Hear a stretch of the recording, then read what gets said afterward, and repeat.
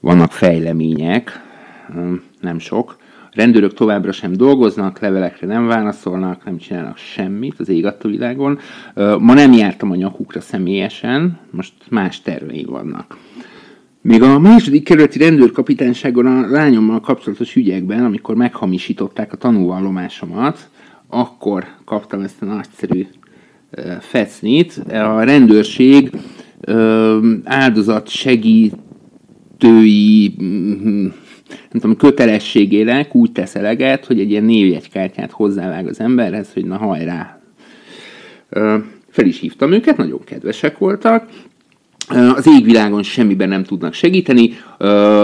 Javasolták, hogy forduljak az alapjogok biztosához, meg hogy a kormányhivatalnál lehet kapni jogi segítséget, meg még van egy ilyen budapesti áldozatsegítő központ a Veselényi utcában, ahol állítólag jogi segítséget lehet kapni, meg pszichológiait is akár.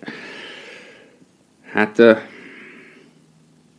én ezeket le fogom futni mindvégig. Lássuk, hogy mire jutunk vele. Sajnos a prekoncepcióm az, hogy semmire az ég adta világon, csak pocsékolni fogom az időt, de ennyi bele fog férni, hogy elmondhassam, hogy el van végezve a házi. Tehát szerdán megyek alapjogok biztosához, aztán valamikor beszélek majd a kormányhivatal jogi, nem tudom, segítői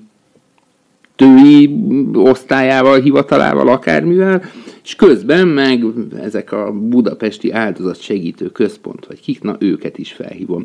Itt igazából én abban reménykedem, hogy az alapjogok biztosa az kicsit rá tud majd valamennyire esetleg a rendőrségre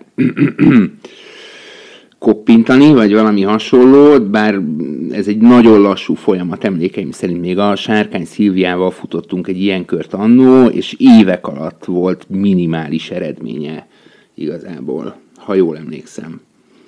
De egyébként tök rendesek voltak meg, ez egy ilyen viszonylag tisztességes intézmény, csak hát a jogköreik azok erősen korlátosak.